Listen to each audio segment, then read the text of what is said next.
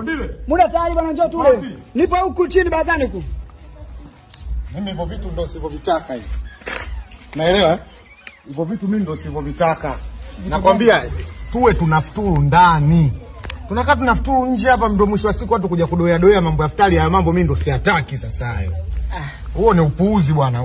Wewe lazima kwani wewe ufuturu nje, kwani ndani sikupo? Lazima ufuturu nje. Mwezi mzuri huu. Tusianze kugombana katika kula basi kaka. Tufuturu ndani. Tusio tunafuturu. Unaona sasa? Nini? Ukiambiwa uwe unaelewa bwana. Salamu alaykum. Wa alaykum salam. Ya hali. Alhamdulillah. Allahu akbar. Karibu kaka. Heri kabisa, nimetoka zangu. Nimechelewa kutoka safari zangu. Niona hapa mpaka nikifika nyumbani nitakuwa nishafeli. Kama unavyojua tena mwezi wa Ramadhani ukifika muda wa kufuturu ukashindwa kufuturu kwa wakati, bahati mbaya umekufa wewe, ni wa motoni. Sahihi kabisa. Sema ngoja nije kwa ndugu zangu hapa Waislamu wenzangu nije angalau hata tupate kidogo nipate kufungulia, baadaye ndo nifanye safari. Karibu kaka, karibu. Si tupo lakini leo bwana mambo kidogo hayajakaa vizuri, maana kaka hapa hayupo. Ametoka kidogo sasa. Sijajua sasa sijui atarudi muda gani, manake si unajua tena siku hazifanani kaka.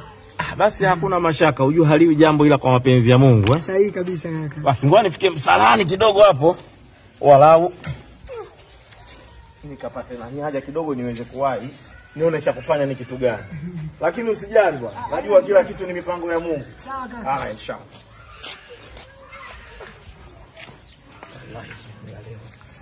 Mashaka makubwa kweli. Bwana.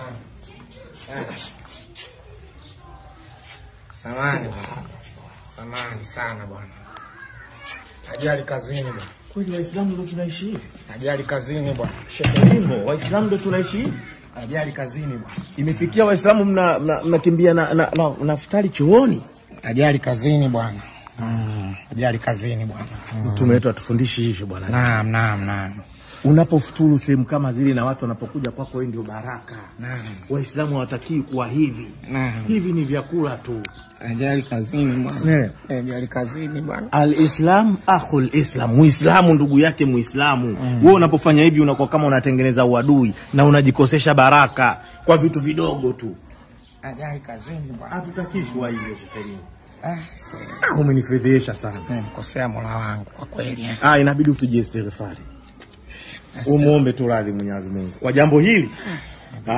Balaa zito hili rafiki yangu. Shehe, ili kweli kula chooni mimi mwenyewe naona kabisa nimefanya faulo yani. Tena umeenda chooni. Allah.